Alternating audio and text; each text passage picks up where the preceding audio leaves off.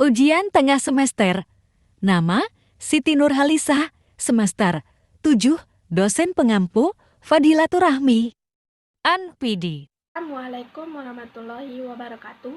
Perkenalkan, nama saya Siti Nurhalisah, NIM 1986206005 dari Prodi S1 PGSD kelas 7B dari Universitas Pahlawan Tuanku Tambusai.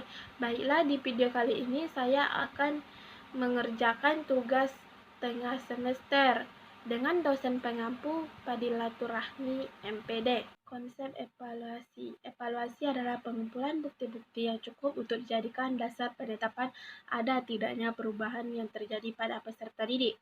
Jika kita sebagai guru harus yakin bahwa pendidikan dapat membawa perubahan pada diri siswa. Yang pertama, ketepatan dalam menjelaskan konsep penilaian. Penilaian merupakan suatu proses yang dilakukan melalui langkah-langkah perencanaan, penyusunan alat penilaian, pengumpulan informasi melalui sejumlah bukti yang ditunjukkan untuk pencapaian hasil belajar peserta didik. Yang kedua, ketepatan dalam menjelaskan konsep pengukuran. Pengukuran adalah kegiatan yang dilakukan untuk mengukur sesuatu, misalnya seperti suhu badan. Penilaian berarti menilai sesuatu, sedangkan menilai adalah mengambil keputusan terhadap sesuatu dengan mendasari diri tersebut. Yang ketiga, ketepatan dalam menjelaskan tentang konsep tes. Tes merupakan alat atau cara yang sistematis untuk mengukur suatu sampel perilaku sebagai suatu alat ukur. Maka di dalam tes terdapat berbagai item atau serangkaian tugas yang harus dikerjakan atau dijawab oleh peserta didik. Tes yang baik adalah tes yang memenuhi persyaratan validitas dan reliabilitas, persamaan dan perbedaan serta hubungan antar konsep. Evaluasi dan penilaian mempunyai persamaan dan perbedaan. Persamaannya adalah keduanya mempunyai pengertian menilai atau menentukan nilai sesuatu, atau adapun perbedaannya terletak pada konteks penggunaan. Selain itu, alat yang digunakan untuk mengumpulkan data juga sama, sedangkan perbedaannya terletak pada ruang lingkup dan pelaksanaannya. Ruang lingkup penilaian lebih sempit dan biasanya hanya terbatas pada salah satu komponen atau aspek saja, seperti prestasi peserta didik. Keputusan penilaian tidak hanya didasarkan pada hasil pengukuran, tetapi pula didasarkan pada hasil pengamatan dan wawancara. Kelompok 2 yaitu fungsi, tujuan, dan prinsip evaluasi. Yang A, pengertian evaluasi pembelajaran. Evaluasi pembelajaran adalah inti bahan evaluasi yang kegiatannya dalam lingkup kelas atau dalam lingkup proses belajar dan mengajar. Evaluasi pembelajaran, kegiatannya termasuk kegiatan evaluasi yang dilakukan oleh guru dalam menyampaikan materi pembelajaran kepada siswa.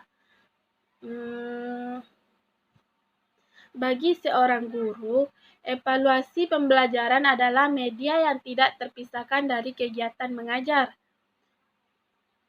Karena melalui evaluasi, seorang guru akan mendapatkan informasi tentang pencapaian hasil belajar pada siswa. Yang kedua, tujuan evaluasi pembelajaran. Tujuannya sangatlah penting agar evaluasi tersebut bisa sesuai dengan yang diharapkan secara efektif dan efisien. Dengan ada tujuan, ada tolak ukur dari keberhasilan program tersebut, sehingga hasil dari program tersebut itulah kemudian akan dijadikan dasar bagi evaluasi. Karena itulah, mengingat pentingnya evaluasi ini, maka memahami tujuan dan fungsi dari diadakan evaluasi tersebut tentu merupakan suatu yang harus diketahui. 4 hal yang kemungkinan akan dilakukan setelah evaluasi. Yang pertama, menghentikan program. Yang kedua, merevisi program. Yang ketiga, melanjutkan program. Yang keempat, menyebarkan program atau melaksanakan program di tempat lainnya, atau mengulangi lagi program tersebut di lain waktu. Fungsi evaluasi pembelajaran. Ada 4 fungsi dalam evaluasi secara umum, yaitu yang pertama, untuk mengetahui kemajuan dan keberhasilan siswa saat mengalami atau melakukan kegiatan belajar selama jangka waktu yang tertentu. Yang kedua, untuk mengetahui tingkat keberhasilan program pembelajaran. Yang ketiga, untuk keperluan bimbingan dan konseling. Yang keempat, untuk keperluan pengembangan dan perbaikan kurikulum sekolah yang bersangkutan. Yang D, Prinsip evaluasi.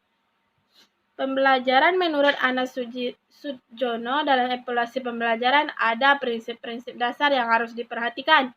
Yang pertama, prinsip keseluruhan atau komprehensifan. Yang kedua, prinsip kesinambungan.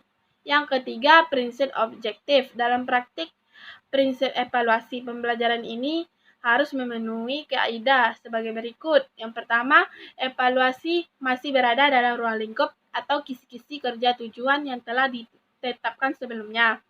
Yang kedua, evaluasi harus dilaksanakan secara komprehensif. Yang ketiga, evaluasi harus diselenggarakan dalam proses yang kooperatif antara guru dan peserta didik.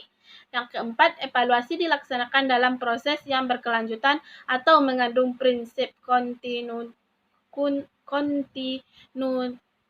Yang kelima, evaluasi harus peduli dalam mempertimbangkan nilai-nilai yang berlaku dalam kehidupan baik di sekolah, keluarga, dan juga di masyarakat. Tiga, itu pendekatan dalam penilaian. Yang A-nya pengertian penilaian acuan norma atau disebut dengan PAN, dan penilaian acuan patokan atau disebut dengan PAP. Yang satu pengertian PAN. Penilaian acuan normatif adalah penilaian yang dilakukan dengan mengacu pada norma-norma kelompok. Nilai-nilai yang diperoleh siswa diperbandingkan dengan nilai siswa yang lainnya, termasuk dalam kelompok. Yang kedua, pengertian penilaian acuan patokan adalah pengukuran lainnya dengan menggunakan acuan yang berbeda atau disebut dengan penilaian yang individu. Persamaan dan perbedaan pengukuran acuan normatif dan acuan patokan adalah pengukuran acuan normatif dan acuan patokan mempunyai beberapa persamaan.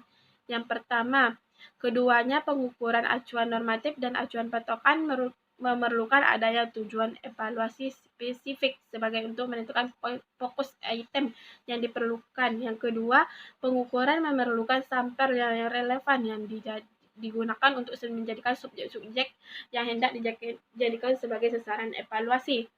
Penggunaan penilaian acuan norma dan penilaian acuan patokan di dalam pendekatan penelitian. Penilaian acuan patokan kriteria atau standar referensi bersifat mutlak dalam arti tidak akan dipengaruhi oleh kemampuan kelompok. Kelebihan dan kekurangan penilaian acuan patokan dan penilaian acuan norma.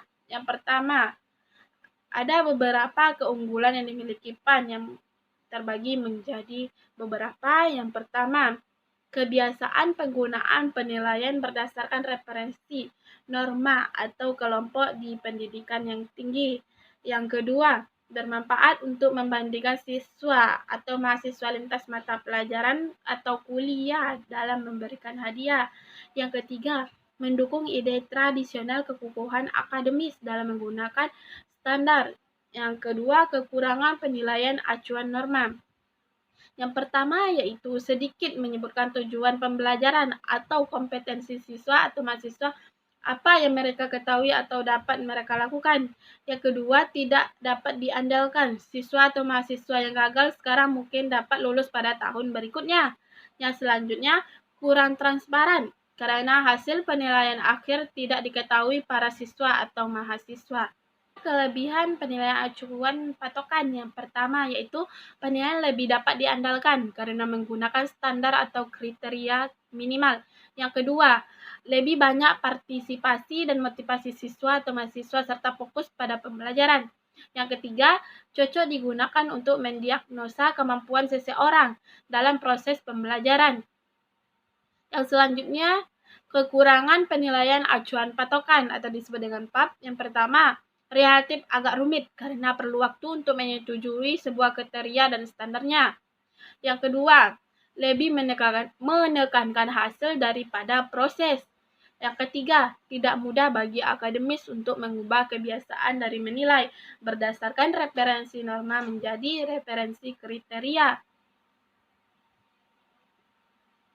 Perbedaan penilaian acuan norma dan penilaian acuan patokan yaitu PAN digunakan untuk survei, sedangkan PAP digunakan untuk penugasan. PAN mengukur perilaku khususnya dengan sedikit butir tes, sedangkan PAP mengukur perilaku khusus dengan banyak butir tes. PAN menekankan perbedaan di antara peserta tes dari segi tingkat pencapaian belajar secara relatif. Sedangkan PAP menekankan penjelasan tentang perilaku yang dapat dan yang tidak dapat dilakukan oleh setiap peserta tes tersebut. Yang kelompok 4 yaitu ruang lingkup evaluasi pembelajaran. Yang pertamanya yaitu ruang lingkup evaluasi pembelajaran dalam perspektif domain hasil belajar. Domain kognitif ini memiliki 6 jenjang kemampuan, yaitu yang pertama pengetahuan, yaitu jenjang kemampuan yang menuntut peserta didik untuk dapat mengenali atau mengetahui ada konsep, prinsip, fakta, dan istilah-istilah tanpa harus mengerti atau dapat menggunakannya. Yang kedua, pemahaman. Jenjang kemampuan yang menuntut peserta didik untuk memahami atau mengerti tentang materi pembelajaran yang disampaikan oleh guru dan dapat memanfaatkannya tanpa harus menghubungkan dengan hal-hal yang lainnya.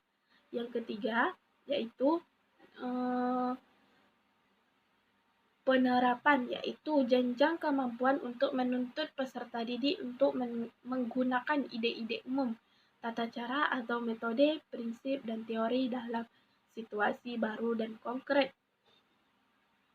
Yang keempat, analisis, yaitu jenjang kemampuan yang menentukan peserta didik untuk menguraikan situasi atau keadaan tertentu ke dalam unsur-unsur atau komponen dalam pembentukannya. Yang kelima, sintesis, yaitu jenjang kemampuan yang menuntut peserta didik untuk menghasilkan sesuatu yang baru dengan menggabungkan dengan berbagai faktor. Selanjutnya, evaluasi, yaitu jenjang kemampuan yang menentukan peserta didik untuk mengevaluasi suatu evaluasi dalam keadaan situasi, keadaan pernyataan, atau konsep berdasarkan kriteria yang tertentu. Yang B, domain efektif. Domain efektif yang pertama yaitu kemampuan menerima, yaitu jenjang kemampuan yang menuntut peserta didik untuk peka terhadap ekstensi, fenomena, atau rangsangan yang tertentu. Yang kedua, kemampuan menanggapi atau menjawab, yaitu jenjang untuk kemampuan yang menuntut peserta didik untuk tidak hanya peka suatu fenomena, tetapi juga beraksi pada terhadap salah satu cara atau penekanan pada kemauan peserta didik untuk menjawab sukarela dan membaca tanpa ditugaskan. Yang kedua, ruang lingkup evaluasi pembelajaran dalam perspektif sistem pembelajaran. Yang A, program pembelajaran yang meliputi yang pertama tujuan pembelajaran umum atau kompetensi dasar, yaitu target yang harus dikuasai peserta didik dalam setiap pokok bahasan dalam pembelajaran dan mengevaluasi umum atau kompetensi dasar. Yang kedua, isi atau materi pembelajaran, yaitu isi kurikulum berupa topik, pokok bahasan, dan subtopik atau subpokok bahasan serta rincian dalam setiap bidang atau mata pelajaran. Yang ketiga, metode pembelajaran, yaitu cara guru menyampaikan materi pembelajaran seperti metode ceramah, tanya jawab, diskusi, pemecahan masalah, dan yang lain-lainnya. Yang keempat, media pembelajaran, yaitu alat yang membantu untuk mempermudah guru dalam menyampaikan isi materi atau pelajaran.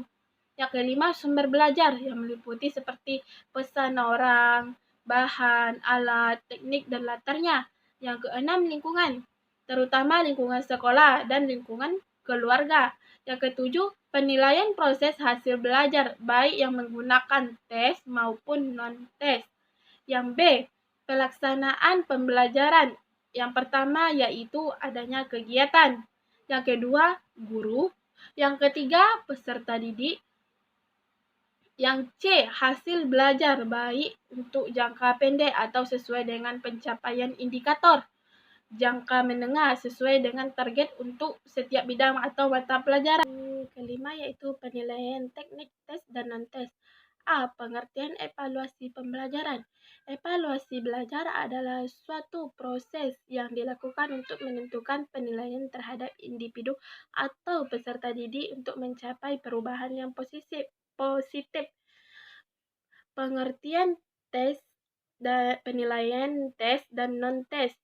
Suatu teknik atau cara yang digunakan dalam melaksanakan kegiatan pengukuran, yang di dalamnya terdapat berbagai pertanyaan, pernyataan, atau serangkaian tugas yang harus dikerjakan atau dijawab oleh peserta didik untuk mengukur aspek atau perilaku peserta didik.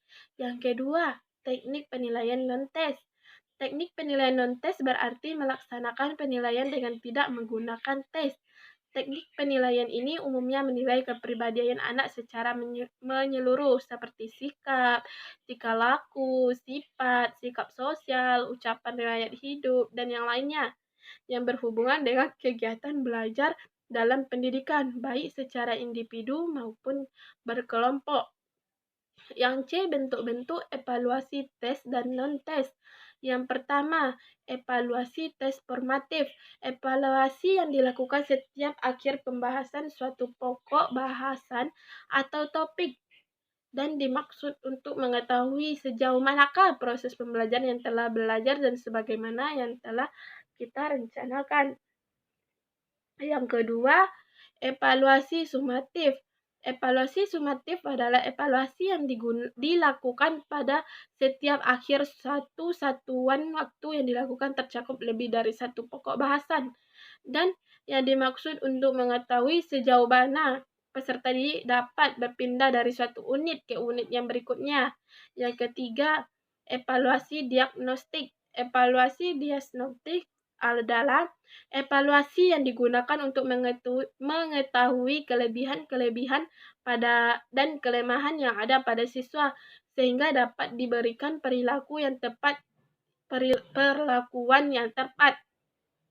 Yang D, alat penilaian tes dan non-tes. Alat penilaian tes dan non-tes ada dua alat yang bisa dijadikan sebagai alat evaluasi sehingga bisa digunakan untuk melihat kemajuan belajar yang telah dicapai oleh peserta didik dalam proses pembelajaran, yaitu yang pertama teknik evaluasi tes. Yang A, tes objektif. Tes objektif digunakan untuk mengukur kemampuan yang menuntut proses atau mental yang dilakukan yang tidak begitu tinggi seperti mengingat, mengenal, memperhatikan. Tes objektif terdiri dari yang pertama yaitu tes objektif bentuk soal jawaban yang singkat. Yang kedua, tes objektif berupa soal benar atau salah. Yang ketiga, tes objektif bentuk soal yang menjodohkan. Yang keempat, tes objektif bentuk soal pilihan ganda. Teknik evaluasi non-tes. Yang A, skala bertingkat menggambarkan suatu nilai yang berbentuk angka terhadap suatu hasil pertimbangan. Yang B, kuesioner. Yang C, wawancara. Yang keempat, pengamatan atau observasi. Yang kelima, sosiometri. Salah satu teknik atau cara yang dapat digunakan untuk mengetahui kemampuan siswa dalam menyesuaikan dirinya, terutama hubungan sosial siswa dengan teman sekelasnya atau teman yang lainnya yang ada di dalam lingkungan sekolah tersebut. Poin 6. Pengelolaan skor. 1. Penyusunan tes dan pengadministrasi tes. Pengadministrasi tes adalah pelaksanaan tes yang dimulai dari proses penyuntingan naskah tes sampai dengan proses mengerjakan tes. Yang A, penyusunan perangkat tes.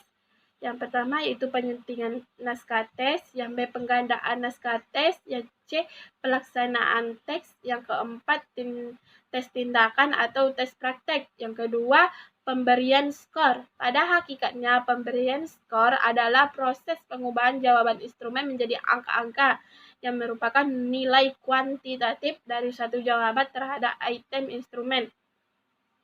Yang pertama, teknik pengumpulan data. Yang kedua, memberi skor mentah untuk tes uraian. Yang ketiga, memberi skor mentah untuk teks objektif. Yang ketiga, pengelolaan skor. Pengolahan dan pengubahan skor menjadi skor standar. Yang kedua, pengelolaan dan pengubahan skor mentah. Yang ketiga, cara memberi skor.